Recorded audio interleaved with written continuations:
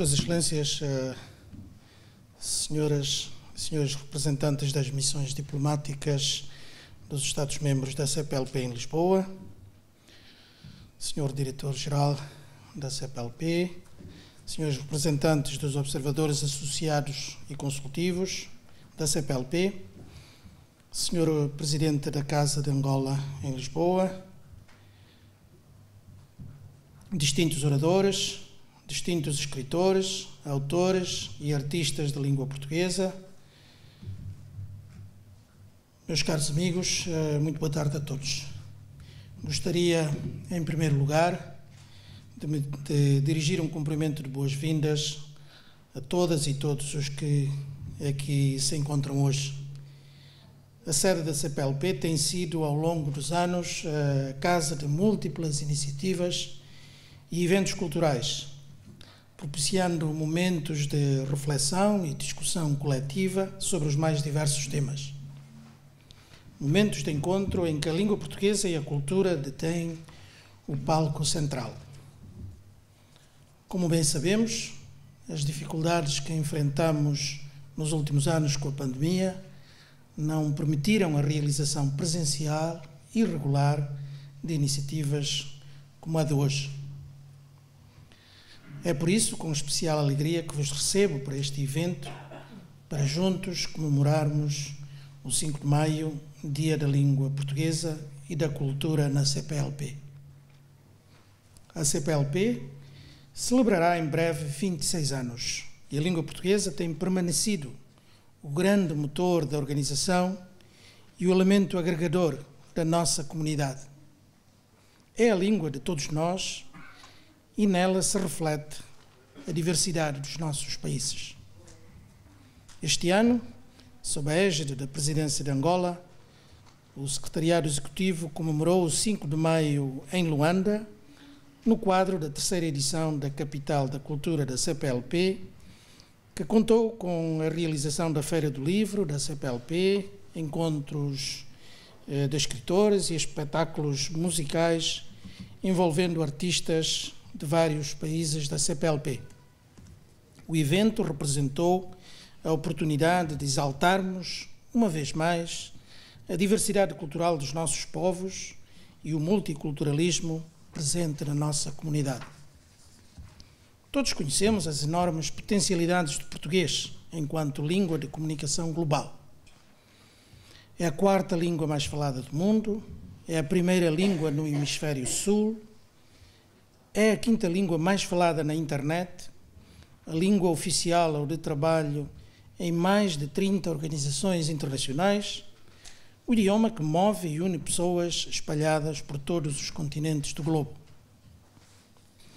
A proclamação pela Unesco do dia 5 de maio como o Dia Mundial da Língua Portuguesa representou, aliás, uma conquista a nível internacional merecida por todos os falantes da língua portuguesa, sendo iniciativa da enorme importância, indicativa, aliás, da enorme importância atual e futura do nosso idioma comum. A língua portuguesa tem, assim, para todos os que a falamos, um valor intrinsecamente identitário e revela-se como um instrumento de acesso ao saber, ao conhecimento e à formação científica e tecnológica por parte dos nossos cidadãos.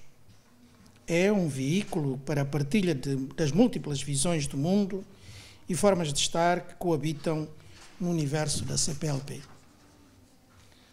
Excelências, minhas senhoras e meus senhores, cabe-nos celebrar as nossas conquistas sem esquecermos os desafios que temos pela frente.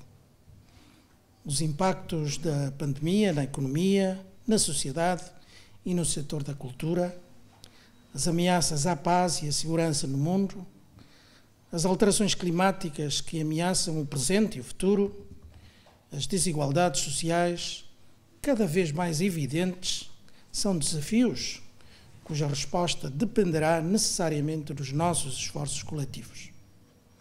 A mesa redonda de hoje reúne especialistas internacionais que irão debater em língua portuguesa sobre os desafios e oportunidades da promoção da igualdade de género para o desenvolvimento sustentável e que contribuirão, assim, para a nossa reflexão conjunta sobre um tema absolutamente premente: a necessidade de reforçarmos a igualdade de género e o empoderamento da mulher na nossa comunidade. A pandemia forneceu-nos lições duras sobre as vulnerabilidades sociais que surgem da desigualdade e que atingem as mulheres em particular. Mas a pandemia pôs também em evidência demonstrações de resiliência que provam que investir no empoderamento das mulheres é investir numa das formas mais poderosas de quebrar a cadeia de desigualdade transmitida de geração em geração.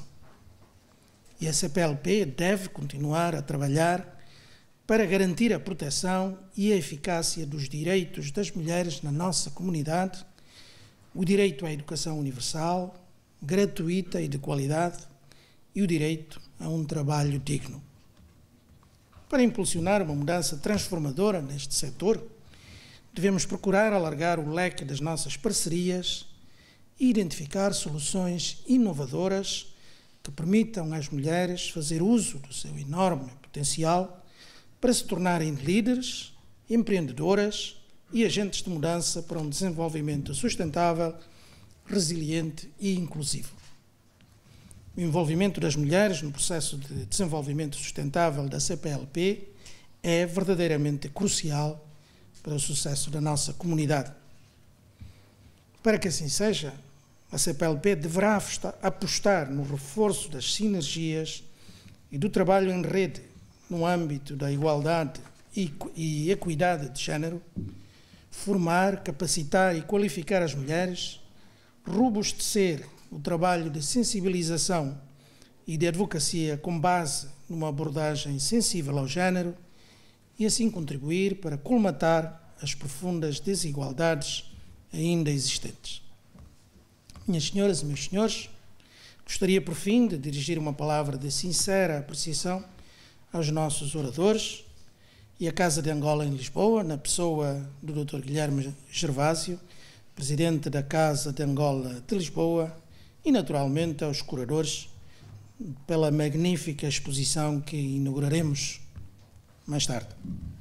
É meu desejo, nesta ocasião, em que homenageamos o nosso Dia da Língua Portuguesa, que os Estados-membros, os observadores associados e consultivos, os amigos e os parceiros da CPLP possam reiterar os laços de amizade e solidariedade, bem como refletir em conjunto sobre a forma como podemos aprofundar a nossa concertação e cooperação e afirmar a CPLP e os seus valores na arena internacional.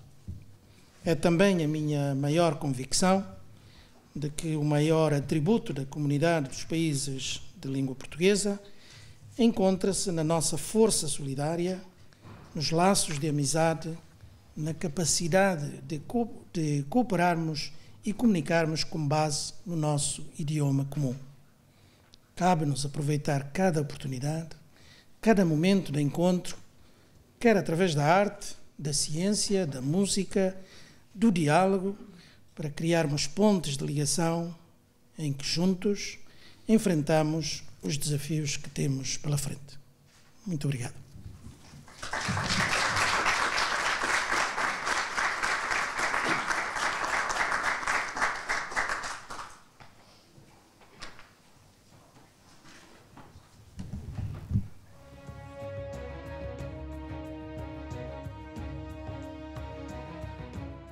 Muito boa tarde para todas e todos. Para nós, em ONU Mulheres no Brasil, é uma grande alegria estar aqui com vocês, mesmo que virtualmente, participando da mesa redonda Promoção da Igualdade de Gênero para um Desenvolvimento Sustentável, Desafios e Oportunidades em Língua Portuguesa. Em ONU Mulheres, de uma forma geral, trabalhamos muito alinhados para colocar no centro do desenvolvimento sustentável o empoderamento de todas as mulheres e meninas. E isso não só por meio do ODS 5, mas por meio da agenda como um todo.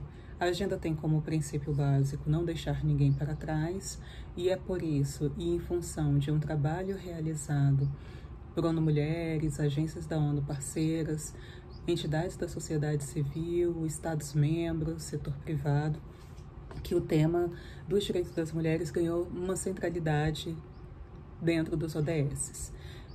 Representa um duplo avanço, mas também um duplo desafio.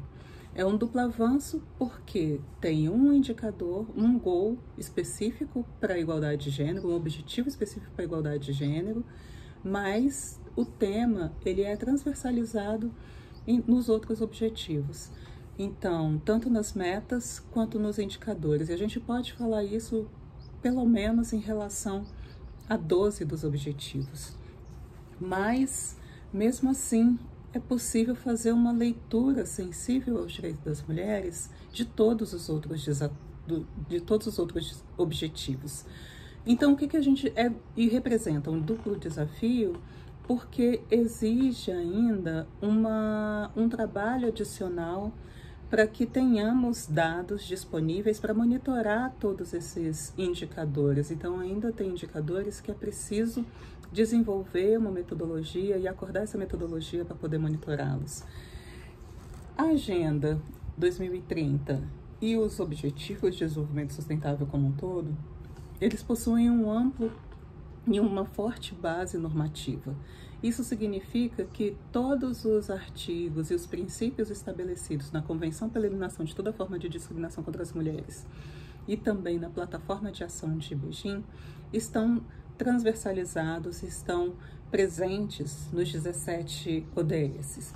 E é uma agenda que tem um enfoque transversal muito forte.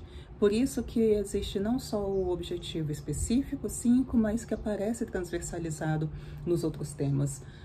Isso porque a gente sabe que, pelos princípios de direitos humanos, existe o tema da indivisibilidade, da interdependência em relação aos direitos humanos das mulheres. E isso a gente vê como, na vida das mulheres e meninas, as diversas dimensões de bem-estar e privação estão profundamente interrelacionadas. Uma menina que nasce em um lar pobre, meta 1.2, que se envolva num casamento infantil, meta 5.3, por exemplo, tem maior probabilidade de abandonar a escola, meta 4.1, de dar à luz cedo, meta 3.7, sofrer complicações durante o parto, meta 3.1, e ser vítima de violência, meta 5.2, do que uma menina nascida em um lar com renda mais alta, que se case em idade mais avançada. E isso a gente sabe que é verdade também, que é possível que mesmo os indicadores que não têm a desagregação por sexo explícita, que é possível fazer essa leitura sabendo da diferença entre homens e mulheres. Então, por exemplo, o objetivo número 6, que está relacionado ao acesso à água, é um objetivo que não tem exatamente metas explicitamente desagregadas por sexo, mas que se falta água em um domicílio, muitas vezes são as mulheres que precisam andar quilômetros para buscar água, para poder desempenhar aquelas tarefas domésticas que são essencialmente, primariamente, de responsabilidade dessas mulheres. Então, é preciso a gente avançar nesse entendimento, não só em relação àqueles objetivos que explicitamente refletem as desigualdades entre homens e mulheres, mas também em relação aos outros. E em ONU Mulheres também, por meio de um relatório lançado no início do período de implementação da Agenda 2030, pensamos que avançaríamos muito mais se pudéssemos olhar para aquelas áreas onde os desafios são maiores. E quais são essas áreas? É a questão da violência contra as mulheres. Nós sabemos que é um fenômeno universal e nós sabemos também que existem poucos países no mundo com pesquisas específicas sobre violência contra as mulheres que são realizadas periodicamente para que possamos, num período longitudinal, medir o avanço em relação a esse fenômeno.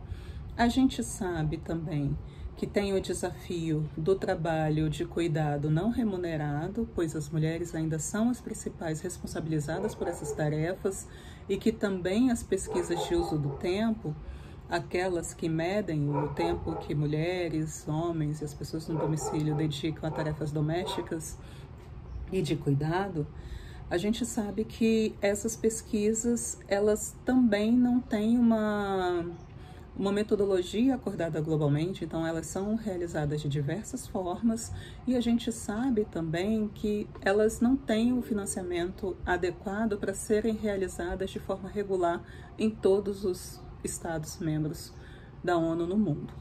E o outro desafio é o da interseccionalidade. A gente sabe que nós mulheres somos diversas e que, a depender desses outros fatores de identidade, que enfrentamos desafios e temos acessos diferentes às oportunidades. Então, é também preciso investir nesse olhar diferenciado para as mulheres na sua diversidade, para que possamos avançar de forma equânime, para não deixar nenhuma mulher e nenhuma menina para trás. E é por isso que nós sempre estamos trabalhando com todos os Estados-membros, com os Institutos Nacionais de Estatísticas, com os mecanismos de política para as mulheres, com outras parcerias diversas das Nações Unidas e outras, para que possamos garantir a existência dessas informações, para que possamos acordar esses indicadores para serem mensurados, esses fenômenos, e para que possamos sempre destacar como homens e mulheres estão se beneficiando e contribuindo para a agenda de desenvolvimento sustentável. Então era isso que eu gostaria de compartilhar com vocês hoje. Desejo um ótimo evento e gostaria muito de estar aí com vocês. Um abraço, até logo. Muito boa tarde a todos. Com o protocolo devidamente observado, vamos direto ao ponto, dar início a este debate num painel constituído por mulheres com alto percurso, com já histórias de vida, numa altura em que estamos a terminar, estamos quase a vencer a pandemia que teve impactos que todos nós conhecemos na vida, sobretudo das mulheres do mundo. São as mulheres que mais sofreram. E é em língua portuguesa que a gente vai debater como é que estamos, como é que estão as meninas e as mulheres, como é que o Covid impactou, sobretudo quando falamos da CPLP em questões tão importantes, nomeadamente as questões que têm a ver com o trabalho. Nós sabemos que a nível do trabalho houve uma transformação enorme. Há a questão do assédio, há a questão da violência baseada no género. Os números estão aí e falam porque as mulheres foram as vítimas, os filhos. A conciliação da vida familiar, eu vejo aqui uma conferencista num estado muito útil, muito bonito, que terá certamente o trabalho de conciliar a vida familiar e laboral. Portanto, nada fácil. Também tivemos durante a Covid a pobreza, que é a cara da mulher, sobretudo na comunidade dos países que falam a língua portuguesa, a pobreza a aumentar, ainda para mais agora com esta crise. E temos várias outras questões. A ideia é, apesar dos planos que existirem, apesar da CPLP ter seu plano estratégico, é que cada um de nós fazermos a nossa parte para que ninguém fique para trás, mas, sobretudo, para que questões prementes que dependam de nós, desde grandes políticas traçadas nomeadamente no ramo da educação, educação para a cidadania, educação para a igualdade, que é um grande desígnio que as Nações Unidas traçaram com vista a formar a geração igualdade. Portanto, se é a geração igualdade, que caminhos devemos seguir para promover de facto esta geração igualdade, ver até mínimos detalhes, nomeadamente da forma como nós educamos os nossos filhos e filhas em casa, a questão do assédio, a questão da divisão de tarefas, a questão das diferenças salariais, questões prementes que hoje somos chamados cada vez mais a falar sem complexos, sem tabu, porque já dizia e disse o secretário-geral, as senhoras conferencistas e caros senhores que estão a assistir, não vai haver desenvolvimento nem recuperação pós-Covid se não se apostar nas questões da igualdade de género. Falharão os países e as políticas que forem desenhadas e forem executadas se não se levar em conta as questões de género. Mas, melhor do que o enquadramento que eu poderei fazer aqui, é um mérito que teremos de ouvir as especialistas com provas dadas, com percurso grande na matéria, para nos falar deste tema que CPLP lança, precisamente porque eu não estou a ver o mundo, a falarmos do mundo do futuro, principalmente a pensar na nova geração que aí vem, nos nossos filhos, se não começarmos a empoderar meninas e meninos, mas se não começarmos a olhar os rapazes com outros olhos, quando falo para a educação que damos, sobretudo, nos países em vias de desenvolvimento. De modo que é um prazer enorme para mim estar com toda a modéstia aqui neste painel de pessoas com percurso. Espero estar à altura. Esperemos que o debate vá de encontro às expectativas da CPLP e, sem perda de tempo, passamos então a apresentar um painel não paritário, constituído essencialmente por mulheres. Aliás, a questão da política das mulheres nas esferas da decisão é uma outra questão que também está aqui para ser analisada. Precisamos ver a África com os outros olhos, porque já existem ganhos. Precisamos ver os nossos países com os outros olhos, porque já existem ganhos, cada vez mais. Estamos longe, mas há cada vez passos que estão a ser dados no sentido de atingirmos algumas metas e driblarmos os ODS todos com vista a seguirmos em frente. Lá está, mais uma vez, dizendo, sem deixar ninguém para trás. 3 conferencistas, 3 oradoras. Albertina Jordão, vou fazer uma síntese muito rápido para depois passarmos rapidamente para o conteúdo, que é a gestora de programas da OIT. Vai-nos falar, eu se calhar vou apresentar uma a uma. Faço essa proposta, fazíamos a apresentação, depois passava a outra e no final, então, tínhamos algumas questões a colocar e abríamos então o debate, que eu julgo ser o modelo mais interativo, porque nestas coisas de empoderamento, o empoderamento começa pela capacidade que nós temos de interagirmos para soluções práticas e com resultados. E sem perda de tempo, então, passo para a doutora Albertina Jordão, que é gestora do programa da OIT, que nos vai falar das convenções da OIT, sobre a proteção da maternidade. Todos nós estamos a lutar para as questões da maternidade, sobretudo na CPLP, porque há a questão também da paternidade, a questão dos laços da parentalidade afetuosa, que finge e atinge a CPLP, as licenças que ainda não estão, as convenções que ainda não estão subscritas por todos os países. Portanto, é falar um pouco destas convenções e também a eliminação da violência, e uma questão que atingiu muitas mulheres e também homens durante a pandemia e que tem a ver com assédio. Fiquemos então com Albertina Jordão. Muito boa tarde. Muito obrigada. Muito boa tarde. Excelentíssimo Sr. Secretário Executivo da CPLP, Dr. Zacarias da Costa, muito obrigada por nos receber aqui nesta iniciativa. Excelências, minhas senhoras e meus senhores, caras colegas de mesa, doutora Rocio Cervera, representando o Centro Norte-Sul do Conselho da Europa, professora doutora Ana Paula Laborinho, diretora, representando o Escritório de Lisboa da Organização dos Estados Ibero-Americanos para a Educação, Ciência e Cultura, e cara moderadora desta sessão, Sr. jornalista Rosana Almeida, que tenho o gosto agora de reencontrar presencialmente, uma vez que moderou brilhantemente uma iniciativa o ano passado, uma conferência internacional também organizada conjuntamente pela CPLP e pela OIT em junho.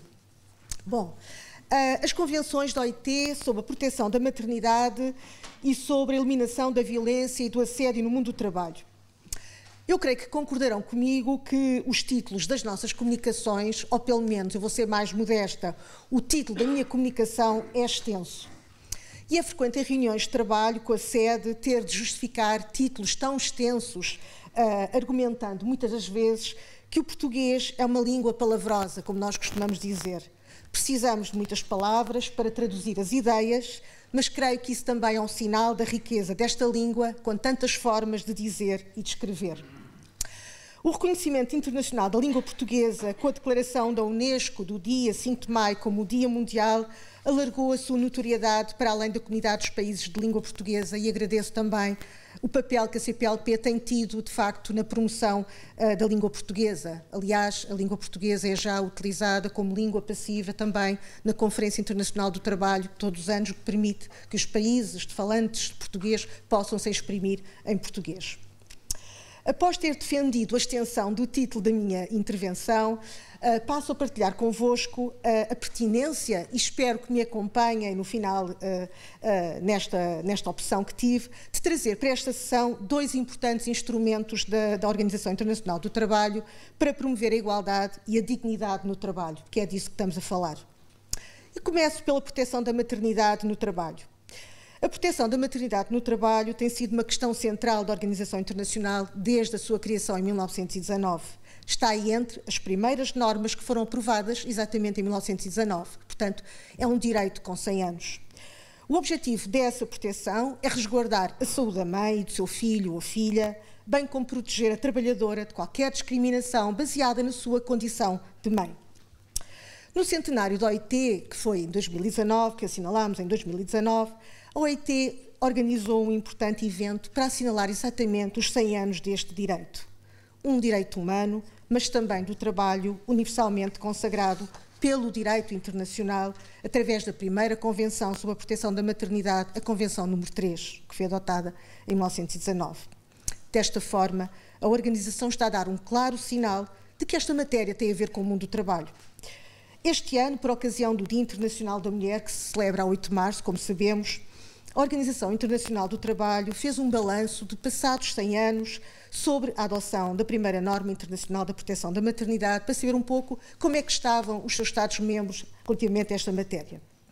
E a análise comparativa exaustiva das disposições legais nacionais sobre licenças por maternidade, licença por paternidade, licença parental e serviços de apoio para trabalhadores e trabalhadoras com responsabilidades familiares em mais de 180 países em todo o mundo, mostra que, apesar do número reduzido de ratificações da última Convenção da OIT sobre a proteção da maternidade, a Convenção 183, portanto, apenas 40 Estados-membros da OIT a ratificaram, apesar disso, a quase totalidade dos 185 países que foram analisados possuem atualmente algum mecanismo legal de proteção da maternidade.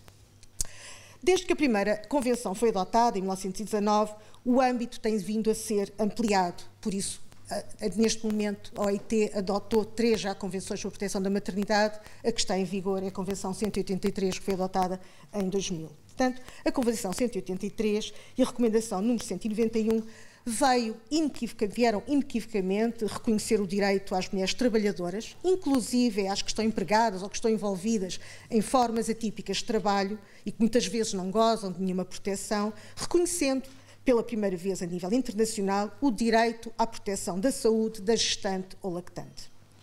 Esta Convenção constitui, pois, um importante instrumento jurídico em matéria de normas sociais, de promoção da igualdade de género no mundo do trabalho, pelo que a sua ratificação constitui uma garantia para o avanço da proteção no trabalho, da igualdade e não discriminação, e deste modo contribuir para a concretização do Objetivo de Desenvolvimento Sustentável número 5, que já aqui hoje foi muito bem referido. Esta importante norma define, e de forma muito sumária, 5 elementos fundamentais para a proteção da maternidade no trabalho. A proteção da saúde, que é fundamental, o direito à existência de uma licença por maternidade, e associada a esta licença por maternidade as prestações pecuniárias e médicas, porque só faz sentido haver uma licença de maternidade, mas uma licença de maternidade paga, a proteção do emprego e a não discriminação e condições para a amamentação. Este é um desafio que aproveito desde já para lançar nesta iniciativa e que creio que está em linha com a resolução sobre o fomento do empreendedorismo feminino na CPLP, que foi aprovada na 7ª reunião de ministros e ministras e responsáveis pela igualdade de género da comunidade dos países de língua portuguesa, Empoderar a Mulher para a Equidade de Género rumo ao desenvolvimento sustentável, que decorreu em Luanda, 29 de abril. A OIT está empenhada em colaborar com o Secretariado Executivo da CPLP em torno desta matéria, contribuindo para o apoio aos esforços dos Estados-membros da CPLP tendentes à ratificação desta importante convenção.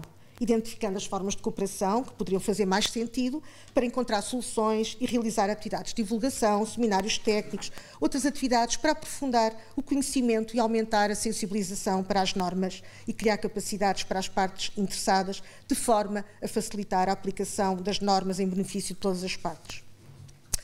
Deixem-me agora que me detenha um pouco na segunda parte do extenso título da minha apresentação.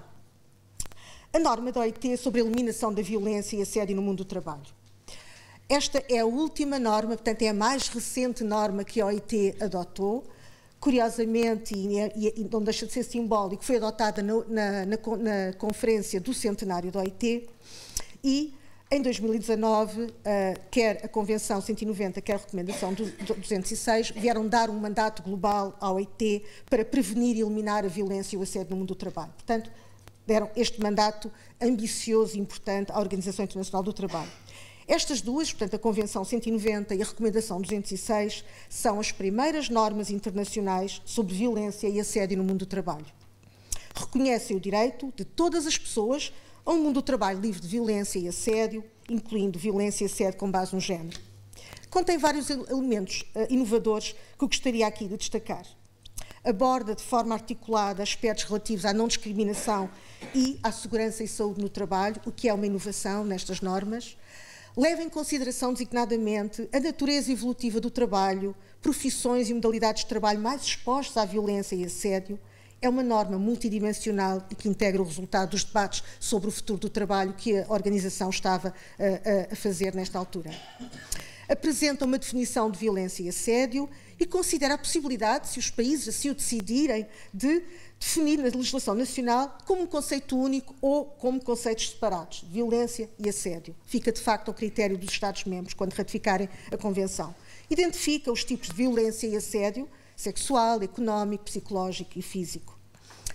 Também diz-nos em que situações ele pode ocorrer e uma nota muito particular, não é por acaso que esta Convenção se refere à eliminação da violência e do assédio no mundo do trabalho e não no local de trabalho, porque entende o mundo do trabalho num sentido mais lato. A Convenção protege designadamente quer as pessoas que estão a trabalhar, empregadas, de acordo com a legislação e as práticas nacionais, mas também as pessoas que estão em formação, que estão numa situação de estágio, inclusive pessoas que estão à procura de emprego, em voluntariado, e também indivíduos que exercem autoridade, deveres ou responsabilidades do empregador também. Portanto, é no sentido muito amplo que é entendido aqui o mundo do trabalho. Esta Convenção adota uma abordagem, portanto, inclusiva, integrada e com perspectiva de género. Isto quer dizer que visa proteger todas as pessoas do mundo do trabalho em todos os setores, na economia formal e informal, em áreas urbanas e rurais. Aborda a violência e o assédio através da conjugação de legislação e de várias políticas públicas, o trabalho, a igualdade e não discriminação, a segurança e a saúde do trabalho, a migração, as leis e as políticas criminais. Aborda a discriminação, o abuso de relações de poder que sustenta a violência e o assédio. E contém um outro elemento inovador, reconhece explicitamente o impacto da violência doméstica no mundo do trabalho e propõe medidas, nomeadamente, para mitigar o seu impacto na Recomendação 206. É com particular satisfação, devo dizer, que verificamos que os Estados-membros da CPLP destacaram esta norma na resolução sobre o fomento do empreendedorismo feminino na CPLP e cito, destacando o esforço dos Estados-membros na introdução de um conjunto de medidas relativas aos direitos económicos e sociais das mulheres, ao igual acesso aos recursos económicos e ao controle dos mesmos, assim como à igualdade no emprego e a ratificação de convenções internacionais no domínio do trabalho, com destaque para a Convenção número 190 sobre a eliminação da violência e do assédio no mundo do trabalho, da Organização Internacional do Trabalho. Parece-me, então, que esta é uma feliz convergência de interesses. A OIT está a promover uma ampla campanha a nível mundial para a ratificação desta Convenção, produziu um guia para apoiar os Estados-membros, desenvolveu vários materiais promocionais para campanhas a nível nacional e pode contribuir para a identificação das lacunas na legislação dos diferentes Estados-membros para ajudar a promover a sua ratificação.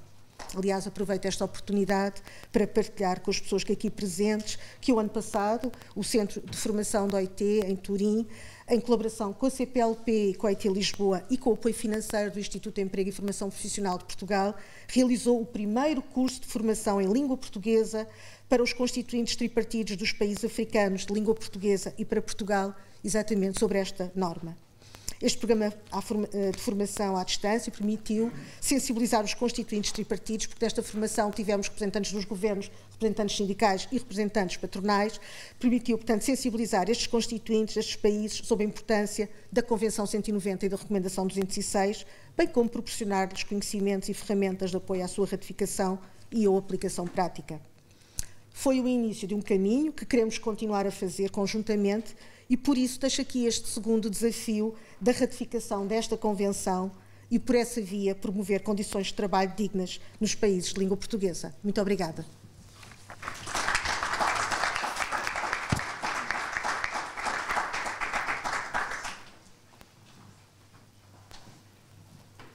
Muito obrigada pela explanação, Valentina Jordão, um tema candente, pós-Covid marcado pelo trabalho precário. O trabalho digno entra assim na agenda de todas as instituições. CPLP, obviamente, é uma das questões que faz parte e está a destacar a atenção. A formalização do setor informal, que é um setor que na maior parte dos países da CPLP está a ser bastante atingida pela Covid, onde as mulheres, que são a cara das que estão no setor informal, não têm acesso à saúde, não têm acesso aos bens essenciais, ao trabalho digno, que é uma das grandes lutas da OIT, portanto, questões bastante pertinentes, a questão da maternidade, da paternidade, para além da questão da maternidade e da paternidade, todo o resto que vem na sequência destas questões essenciais que a OIT tem debatido e tem insistido com os Estados-membros e que faz parte do plano de trabalho da Agenda de Género da CPLP para os próximos anos, e que a CPLP muito bem tem trabalhado ao longo desses últimos anos e trocado experiência, lá está, continua a insistir,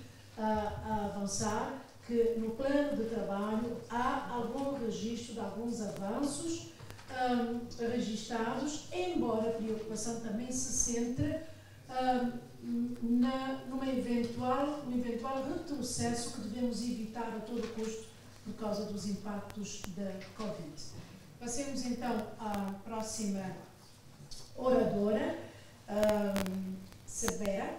Tenho alguma dificuldade? Sofia Cervera, que é diretora executiva adjunta do Centro-Norte-Sul do Conselho da Europa. Está num estado muito bonito e desejamos muita sorte. E acreditamos que também, pelo trabalho que está a fazer, está com maior sensibilidade para lutar nesta causa em prol de divisão igualitária de trabalho doméstico em casa, que é uma luta grande no seio das nossas comunidades, divisão de tarefas, que é um trabalho que devemos estar a instigar, sobretudo na camada adolescente, se quisermos ter uma nova geração em igualdade. Apostar, portanto, nas nossas crianças, na forma como em nossas casas educamos rapazes e raparigas. Pequenas, grandes questões que precisamos pôr o dedo na ferida para a promoção de uma geração de igualdade. O seu tema é a cooperação e vários níveis para a igualdade de género e diversidade. Portanto, o microfone é seu. Tenha a falar. Quer levantar? Quer ficar sentada? Posso levantar. Assim a criança fica mais.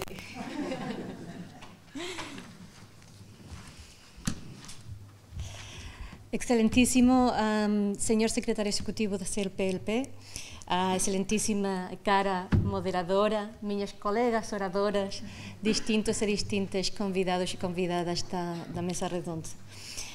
Estou muito grata por este convite, não só porque estamos aqui a abordar um assunto muito importante que infelizmente está a sofrer uma regressão devido às consequências de distintas crises humanitárias, mesmo a pandemia, mas também porque estamos aqui num exercício de cooperação mais perto com a CPLP, o Centro Norte-Sul do Conselho da Europa, que espero que seja o começo também de uma cooperação mais cercana no futuro.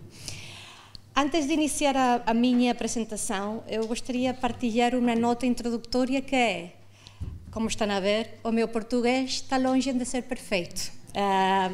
De fato, esta é a primeira conferência que falo em português.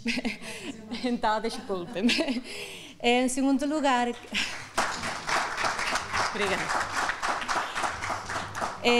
Mas tinha que fazer o esforço, estamos aqui a celebrar o 5 de maio, que é o dia da língua portuguesa, é por isso.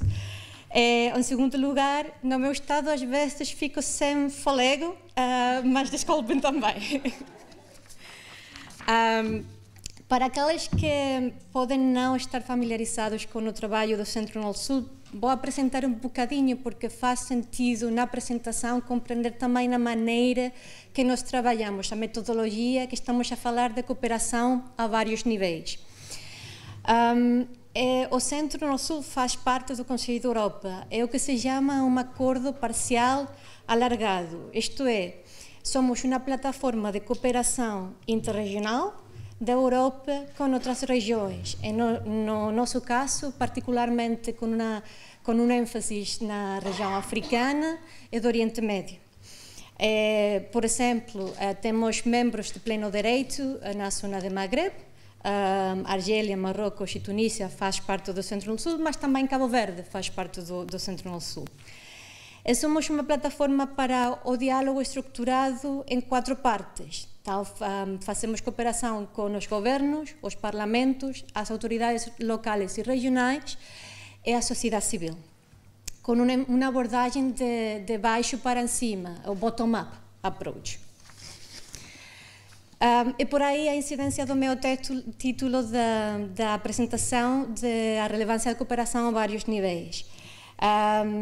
Quando falamos do diálogo que fazemos no Centro Norte-Sul, estamos a falar de projetos de cooperação e integração regional, de uma vasta gama de questões de direitos humanos, democracia, Estado de Direito, que faz parte dos valores principais do Conselho da Europa, onde fica muito importante na agenda do Centro Norte-Sul o combate à violência contra as mulheres, o combate à discriminação, ao racismo e à xenofobia, a promoção de um diálogo intercultural, que é uma componente inseparável da integração regional e da coesão social, e uma promoção para uma cidadania democrática. Esta visão, esta metodologia, aplica-se também ao programa específico que temos para o empoderamento de mulheres. Porque, por exemplo, na área do combate contra a violência de género, por um lado, é reconhecido que a responsabilidade é dos Estados de acabar com a discriminação e erradicar as formas de violência de género. Mas, contudo, o papel que é desempenhado pelas organizações da sociedade civil no terreno faz realmente a diferença dos avanços que recentemente tivemos na área da proteção dos direitos das mulheres. Precisamente nos contextos de crises humanitárias e emergência que isto é muito evidente. Vimos agora também com a pandemia do Covid, porque a sociedade civil que está mais perto no terreno, às vezes tem capacidade, flexibilidade de reagir muito rapidamente. É por isso que a cooperação de todos os níveis é fundamental para combater efetivamente a violência de género. Também acontece que mesmo se nos Estados, às vezes, há marcos legais muito abrangentes, estes marcos legais podem ficar longe da prática da sociedade. É por isso que no trabalho que nós fazemos, por um lado, temos 2 dimensões. Por um lado, promovemos as convenções que têm no marco legal do Conselho da Europa, como a Convenção de Istambul, que vou falar agora um bocadinho mais, mas por outro trabalhamos na área da educação, porque tem que ir em paralelo para promover uma cultura de inclusão, de igualdade e de não discriminação. Porque a discriminação é persistente e sistemática nas sociedades, em algumas sociedades. E por isso que o marco legal, mesmo se muito abrangente, pode ficar muito longe da prática nas sociedades. E vimos agora exemplos alarmantes nas crises sanitárias, econômicas e humanitárias que têm tido efeitos desastrosos para todos, mas mais especificamente para os mais vulneráveis, onde ficam também os grupos das mulheres e as meninas. Por exemplo, no contexto da pandemia, muitos países relatam aumentos dramáticos em casos de violência doméstica que estão ligados mesmo às medidas de confinamento, porque, como consequência deste fenómeno, houve menos intervenções policiais, houve o encerramento dos tribunais e um acesso mais limitado à justiça, houve um encerramento dos abrigos, dos serviços de proteção para as vítimas da violência e, infelizmente, também aumentaram os feminicídios. E aqui temos um desafio também muito importante, que já falamos também ao princípio desta exposição, que é a questão dos dados, que faltam dados. São essenciais porque os dados estão dispersos e, às vezes, não estão desagregados. E aqui é importante também a cooperação com os distintos serviços que estão a seguir as distintas situações. Então, neste contexto que estamos a falar, o Centro, como já disse, atua em duas linhas. Por um lado, está a promover as convenções, os marcos legais do Conselho da Europa, e a mais abrangente neste sentido é a Convenção do Conselho da Europa para a prevenção e o combate à violência contra as mulheres e à violência doméstica, também chamada Convenção de Istambul. Há outras convenções também que têm a ver com o tráfico de pessoas, que têm também com os direitos das crianças e abuso sexual, mas a mais abrangente no âmbito da violência de género é a Convenção de Istambul. E trabalhamos muito com esta convenção porque, como outros instrumentos do Conselho da Europa, não são instrumentos só para os membros do Conselho da Europa, são instrumentos que estão abertos para países que não são membros do Conselho da Europa. Então, estão abertos também para a ratificação, a assinatura de países noutras regiões. Por exemplo, agora que estou a falar da Convenção de Istambul, já há países como a Tunísia que recentemente marcaram o seu interesse para aderir à Convenção de Istambul. Esta convenção, que foi aberta para assinatura há 10 anos atrás, é considerada hoje como um tratado internacional, como o tratado internacional de maior alcance no estabelecimento de obrigações de caráter vinculativo para prevenir e combater a violência contra as mulheres. A Convenção criminaliza a violência doméstica ao mesmo tempo que se alicerçou nos princípios dos direitos humanos e colocou as vítimas no centro da questão. Também a Convenção reconhece que a violência contra as mulheres tem um elemento social que está culturalmente enraizado nas atitudes sociais. Trabalha com 4 pilares: proteção, prevenção, ação legal e parcerias. Também marca como fundamental a cooperação a vários níveis. E não só o marco legal. Para além do marco legal, há um mecanismo de monetarização que chama-se grevio, para ver como, uma vez que um Estado-membro assina a Convenção, implementa na prática a Convenção. Um ponto que é muito complexo é porque estamos a falar de cooperação interregional. Este é o trabalho nosso no Centro de todos os dias. É que o que é mais importante neste âmbito e mais complexo é que cada contexto é específico e não é tão fácil como simplesmente promover uma convenção, que é uma convenção do Conselho da Europa, é tal qual promover noutros países, noutras regiões. O nosso trabalho, que está baseado sobre o diálogo intercultural, o mútuo entendimento, também tem muito a ver com demand-driven, quer dizer que nós promovemos ou apoiamos intercâmbios técnicos sempre que outros estados ou países têm interesse num âmbito específico do trabalho que nós fazemos. Porque às vezes, esta é uma experiência habitual, pode ser incluso contraproducente ir com tudo o paquete tal qual, porque as sociedades, os governos são distintos. Há sensibilidades e questões que são diferentes em cada região. Então, este contexto de localização, quando estamos a falar de cooperação interregional e da promoção de instrumentos, é muito importante também. Além das convenções e da promoção dos âmbitos legais, o complemento que estava a falar, que é muito importante também do trabalho que faz o Centro no Sul, é promover a interseccionalidade, que é um conceito que também foi mencionado ao princípio do debate.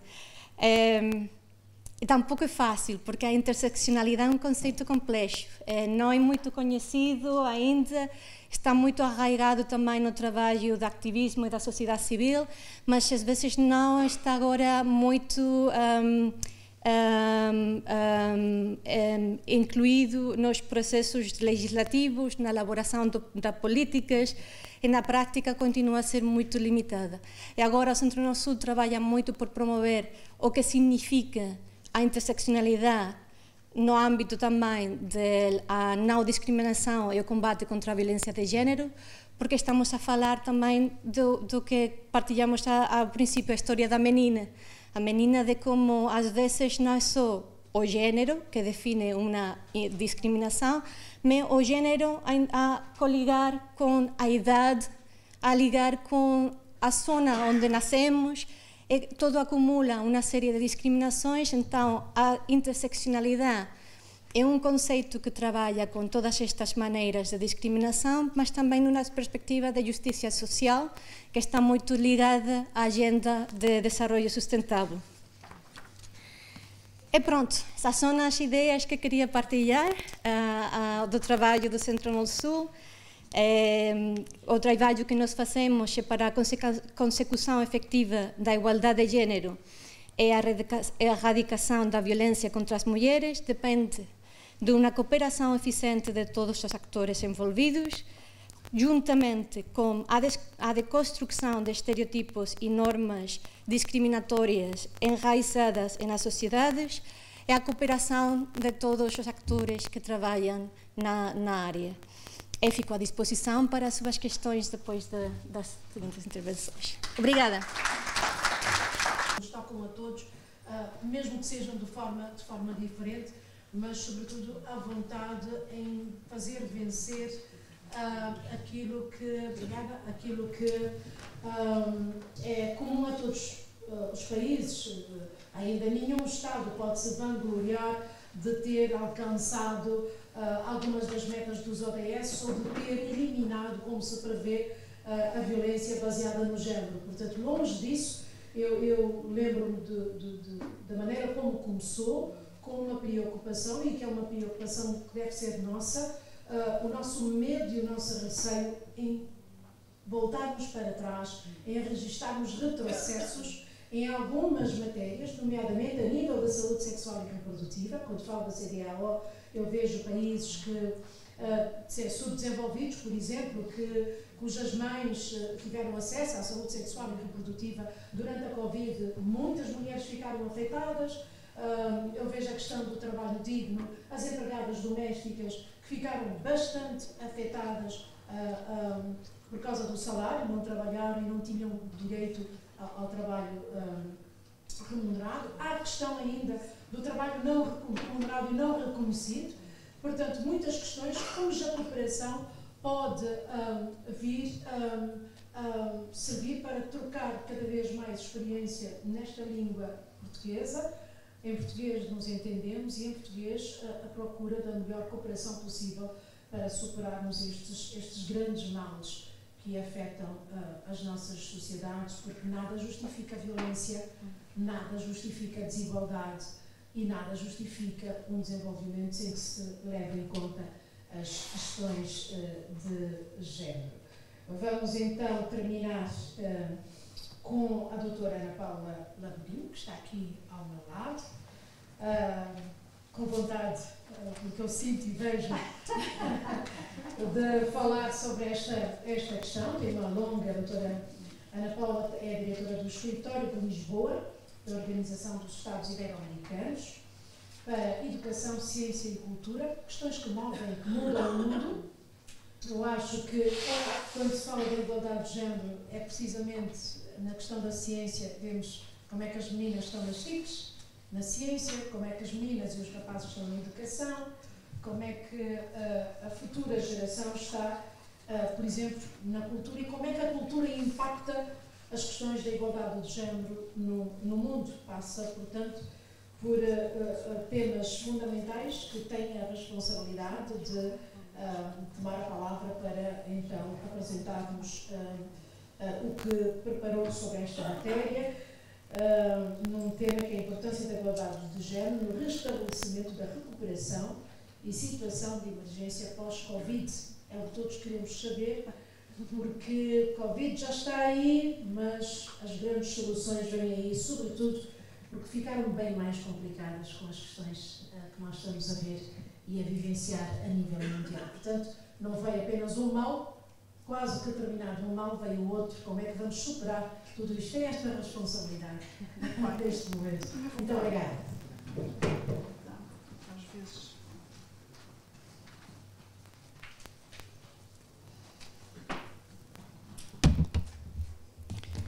Muito obrigada. Embora seja uma mesa redonda, tem aqui o conforto de podermos manipular os papéis melhor, porque vão surgindo questões e elas entrelaçam-se umas nas outras. E eu começava por cumprimentar e, através dele, toda a comunidade dos países da língua portuguesa, cumprimentar o Sr. Secretário Executivo e agradecer também o convite que nos foi dirigido, cumprimentar também o Sr. Presidente da Casa de Angola, porque é a presidência e nós temos sempre aqui uma expectativa grande em relação às presidências da CPLP. Mas eu gostaria de começar por referir também que é um prazer estar aqui, cumprimentar as minhas, posso dizer 5, são 4 companheiras de painel, uma ainda cá não está, mas provavelmente já está a ouvir o que estamos aqui a dizer, e sublinhar que não é muito frequente termos uma jornalista, termos uma moderadora que domina tão bem o tema que estamos aqui a trabalhar. E, portanto, eu diria que ela é também mais alguém que está aqui a refletir sobre estes temas. E finalmente um outro cumprimento para o facto de não estarmos aqui só mulheres, de estarem aqui muitos homens, porque de facto, e é assim que também me parece que temos que entender este tema, não é um tema apenas das mulheres, é um tema de toda a sociedade, transversal, e que interessa tanto a uns como a outros, e é uma transformação social tanto para uns como para outros. Portanto, é nesta perspectiva e também na celebração do Dia da Língua Portuguesa, permitam que eu começo por uma citação de Paulina Chiziane, que foi a última vencedora, e muito bem, do Prémio Camões, e que diz isto a propósito das mulheres. Mães, mulheres, invisíveis, mas presentes, sopro de silêncio que dá luz ao mundo, estrelas brilhando no céu, ofuscadas por nuvens malditas. E digamos que o que aqui estamos a fazer é um pouco a tentar afastar essas nuvens malditas que muitas vezes não permitem a visibilidade das mulheres. Queria também aqui salientar este aspecto interessante. Nós temos uma organização com uma dimensão internacional que abarca praticamente todos os países, a Organização Internacional do Trabalho, a OIT. Temos depois aqui uma organização que estabelece este diálogo entre o Norte e o Sul, representado pelo Centro Norte-Sul do Conselho da Europa, esta vontade de que estes temas possam ser temas em que nos encontramos e debatemos em conjunto, e depois uma organização como a minha, a Organização dos Estados Ibero-Americanos, é uma organização muito virada para o Sul, e daí o prazer em estar também aqui a trabalhar com a CPLP, que tendo países do Norte, nós também temos, no nosso caso, Portugal, Espanha e Andorra, mas que valoriza muito este diálogo Sul-Sul. Eu tenho imenso orgulho em ser de um país do Sul. Muitas vezes foi criticado ou foi menosprezado, isso às vezes também aconteceu com Espanha, por sermos do Sul, mas eu acho que é também uma grande vantagem esta de podermos ter um diálogo Sul e este entendimento Norte-Sul que aqui está expresso. A nossa organização, como já foi dito, trabalha essencialmente nas questões da educação, da ciência e da cultura. E como o senhor secretário executivo disse, é preciso não esquecer que as questões de género são questões culturais.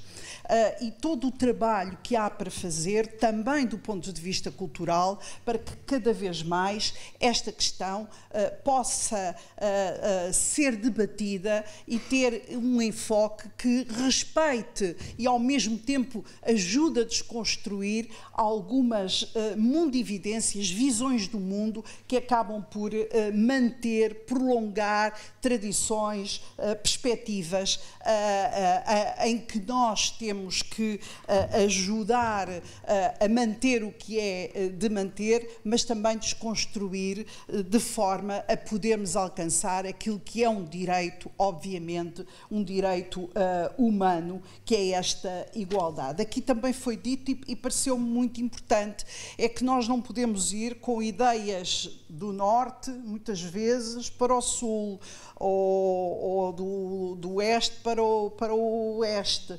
Nós temos que perceber também as realidades locais e ter em consideração o que é que elas representam. E, de facto, nós temos cada vez mais legislação que protege, digamos que vamos caminhando para uma igualdade formal, mas ainda há muito para fazer, para que esta igualdade formal se transforme numa igualdade substantiva. E há também uma mudança que está em curso. Se nos anos 60 a ideia era de que as mulheres eram afetadas e caíam em situações de muita pobreza, portanto era muito uma intervenção a favor das mulheres, hoje em dia percebe-se que elas também têm que ser aquelas que estão no centro das preocupações, no sentido de elas próprias se empoderarem e elas próprias não estarem à espera que encontrem as soluções para elas, mas elas próprias serem os sujeitos da sua história, fazerem a sua história e podermos, de facto, cada vez mais ter uma visão integradora e a participação das mulheres, a questão a relação com o poder, o empoderamento das mulheres, eu diria que é muitíssimo importante. As lideranças, essa liderança também contribui para uma qualidade de vida que é transversal. Por isso, como de facto também aqui já de alguma forma foi dito, a questão da liderança no feminino, quando nós falamos em empoderamento das mulheres, é porque acreditamos efetivamente que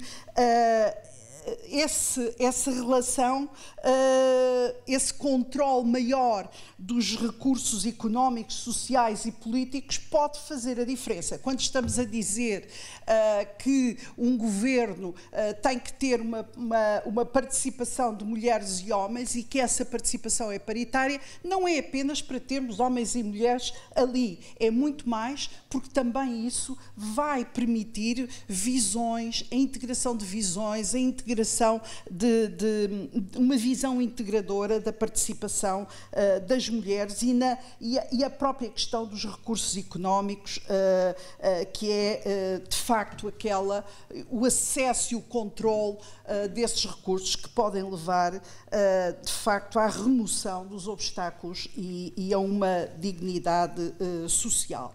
Nós hoje temos o ODS 5, que já aqui foi muito referido, e muito se tem feito, mas no caso do espaço ibero-americano, claro que também temos avançado, mas ainda há muito para, e a questão dos direitos humanos das mulheres, porque é assim que temos que considerar as questões que aqui estão a ser debatidas, ainda temos muito para caminhar.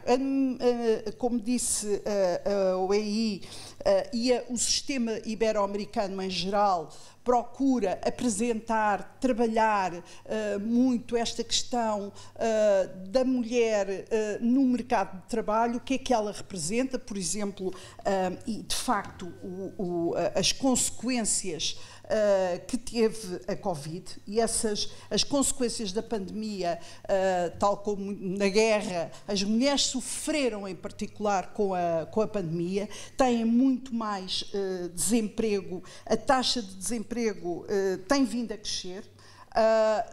Em 2020 era de 12% das mulheres que tinham trabalho, e neste momento já estou desse grupo restrito, que não era a totalidade, que já em 2020 só 46% das mulheres é que tinham um emprego formal, portanto, comparado com 69% dos homens que tinham um emprego formal. Dessas mulheres que tinham emprego formal, em 2020, 12% ficou desempregada e hoje em dia passou, ainda estamos no início de 2022, mas em 2021 passou para 22%.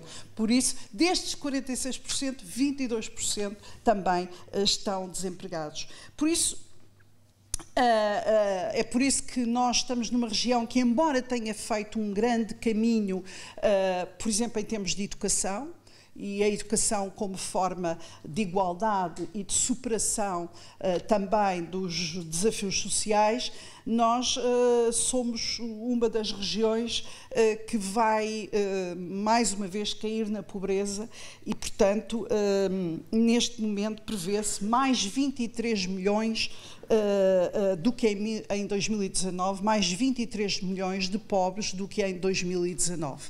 E muitos destes, a grande maioria, são efetivamente mulheres. Portanto, quando nós trabalhamos na educação, como na ciência, como na cultura, a questão da cultura já tem aqui um largo tema, porque muitas destas mulheres também trabalham em artes, em artesanato, e também há que valorizar essa cultura, essa produção cultural como forma económica, e isso também a Unesco tem feito, mas sobretudo ao nível da educação tem havido, por muito ainda que se queira ter uma igualdade, continuamos a ter, de facto, entre uma menina ou um rapaz ir à escola, obviamente se escolhe o rapaz e não a menina. Portanto, ainda temos, de facto, muita tendência. A região ibero-americana caracterizou-se até agora por níveis muito elevados de escolaridade, conseguimos uma cobertura a 100% de educação básica, conseguimos inclusivamente ter um número de anos de escolaridade obrigatória que estão nos 14 anos, mas depois há as enormes assimetrias. E nestas assimetrias são as meninas aquelas que mais sofrem. Há uma enorme assimetria entre as escolas da cidade e as escolas do campo, entre a frequência de meninas e a frequência de rapazes. E outro tema em que nós temos trabalhado bastante não é só este acesso desigual à educação, não é só a violência e o assédio sexual que também nesta região existem de uma forma muito presente, mas é aquilo que nós temos feito. Agora vamos para o lado mais positivo, as campanhas que temos feito, os incentivos que fazemos para que as meninas possam ir à escola, para que as meninas possam beneficiar também daquilo que pode ser este acesso. É, por exemplo, a presença das mulheres na ciência. Nós temos, a nossa organização tem várias campanhas de forma que não tenhamos na área das competências STEAM os rapazes e as meninas vão todas para as humanidades, o que cria aqui desigualdades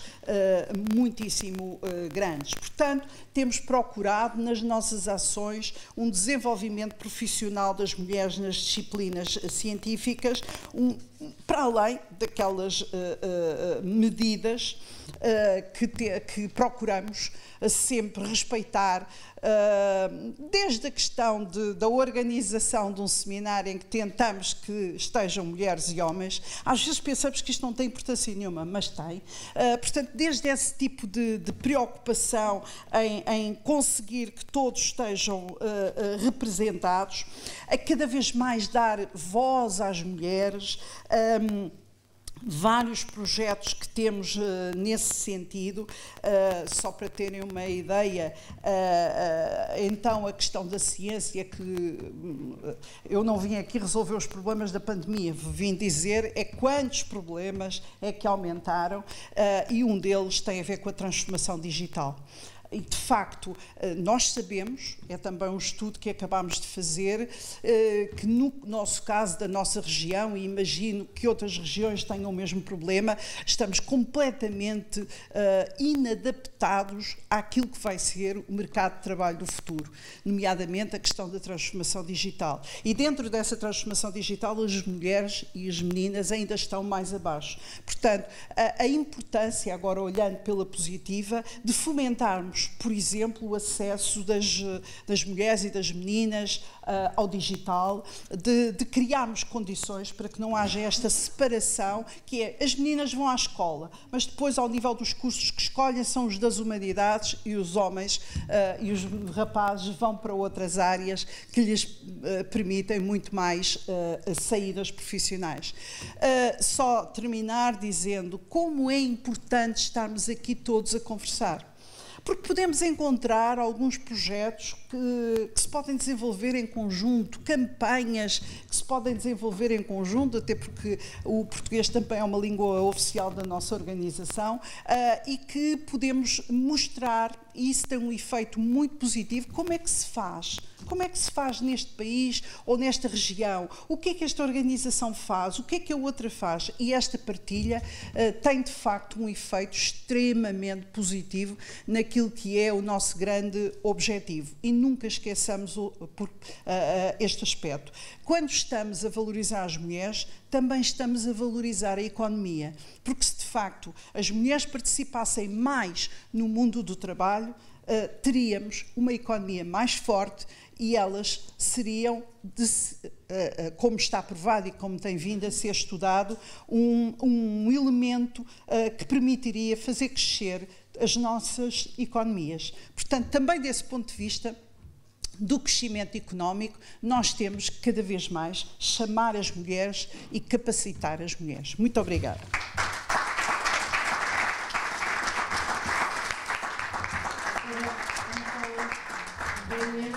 Três intervenções muito contundentes, com algumas pistas para serem tratadas. Desde logo, a resumir a parte final, é preciso que a CPLP tire maior proveito daquilo que nos une, que é a língua, e dos nossos problemas comuns, e das eventuais soluções que vão aparecendo e que podem servir a outros países.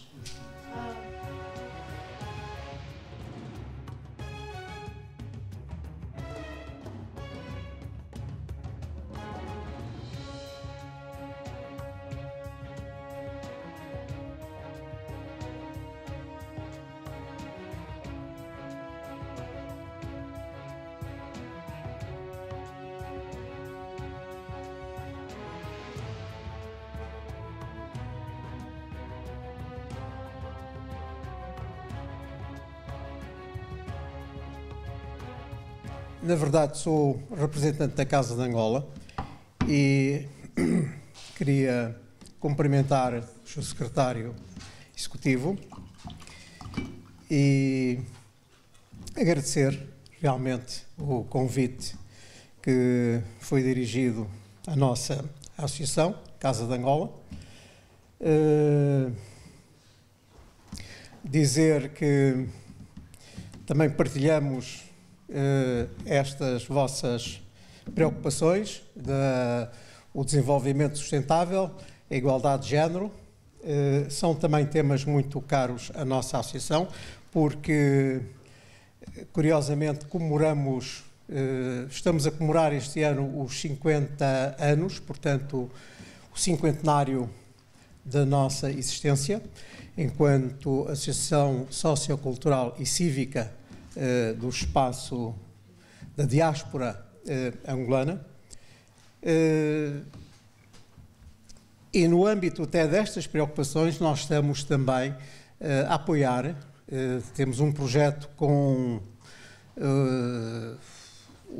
a escola do Chivinguiro, em Angola, no Lubango, através da paróquia do Lubango e da paróquia de São Bento do Lubango, em colaboração com aqui a paróquia portuguesa de Nossa Senhora de Fátima. Estamos também, enfim, com estas preocupações de apoio à criança, apoio sobretudo às meninas daquela região e daquela zona que estão muito carenciadas de bens escolares, vestuários, e aproveito aqui a oportunidade para lançar este repto, se nos quiserem também apoiar. Estamos a ser apoiados já, temos um contentor que irá seguir brevemente com o apoio da companhia, a empresa de seguros Fidelidade, e portanto estaremos também, enfim, receptivos a qualquer outro apoio para podermos, enfim, superar mais estas dificuldades desta nossa comunidade, destes nossos conterrâneos. É tudo quanto teria aqui assim para dizer. Realmente foi um prazer muito grande para nós, Casa de Angola, em parceria com a CPLP, participarmos nesta inauguração desta exposição de artistas angolanos, sobretudo aqui pelo nosso dirigente da Casa de Angola, que o escultor Carlos Pajoca, que, enfim, tem dinamizado todo este nosso setor, e agradecer e dizer que estamos disponíveis para futuras colaborações, o que for necessário, e muito obrigado pelo convite. Muito obrigado.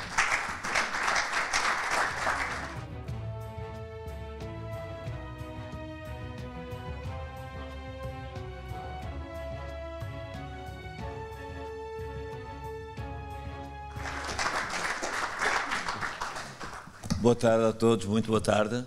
Eu, na verdade, queria tocar umas músicas, só que esqueci-me do instrumento. E, como canto muito mal, trago aqui uns poemas.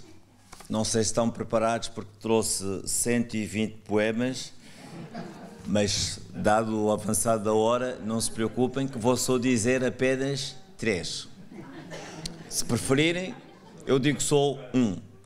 E como se trata de mulher, é sobre mulher e mãe que eu vou começar pela Alda Lara, que é uma escritora do qual eu gosto muito e muito importante para a literatura da lusofonia, e que o poema chama-se Testamento.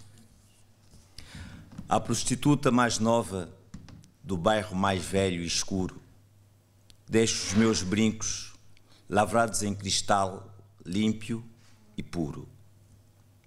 E aquela virgem esquecida, rapariga sem ternura, sonhando algures uma lenda, deixo o meu vestido branco, o meu vestido de noiva, todo tecido de renda. Este meu rosário antigo, ofereço àquele amigo que não acredita em Deus. E os livros, rosários meus, das contas de outro sofrer, são para os homens humildes que nunca souberam ler. Quanto aos meus poemas loucos, esses que são de dor sincera e desordenada, esses que são de esperança, desesperada, mas firme, deixo-os a ti, meu amor, para que na paz da hora em que a minha alma venha beijar de longe os teus olhos, vais por essa noite fora, com passos feitos de lua, oferecê-los às crianças que encontrares em cada rua. Alda Lara.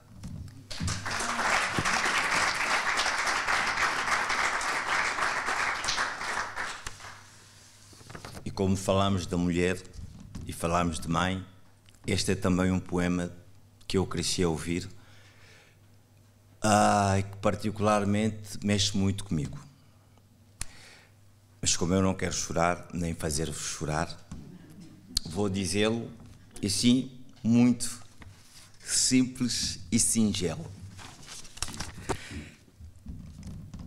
É de Agostinho Neto e chama-se Adeus na hora da largada. Minha mãe, todas as mães negras cujos filhos partiram, tu me ensinaste a esperar como esperastes nas horas difíceis. Mas a vida matou em mim esta mística esperança. Eu já não espero.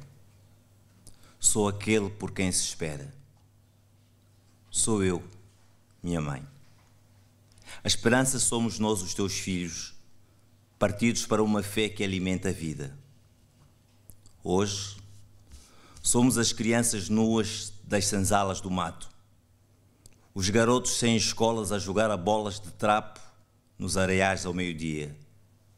Somos nós mesmos, os contratados a queimar vidas nos cafezais, os homens negros ignorantes que devem respeitar o homem branco e temer o rico.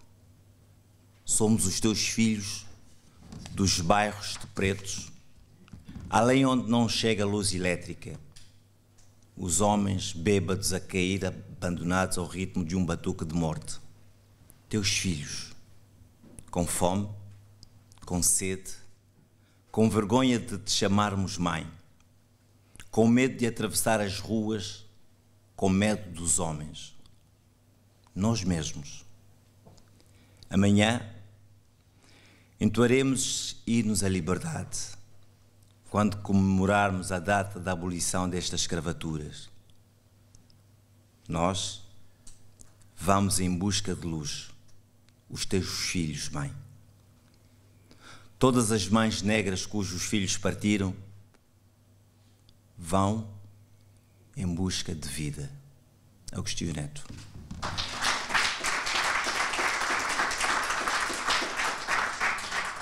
A metáfora dos cafezais, para mim, é hoje a situação que vive toda a África, de norte a sul, em que a pobreza, as independências deviam trazer prosperidade e trouxeram ao contrário. Muita miséria. Daí este poema, e o que eu vou dizer a seguir, este faz-me chorar então, que se chama Ópio. Depois disso, juro que vou-me embora.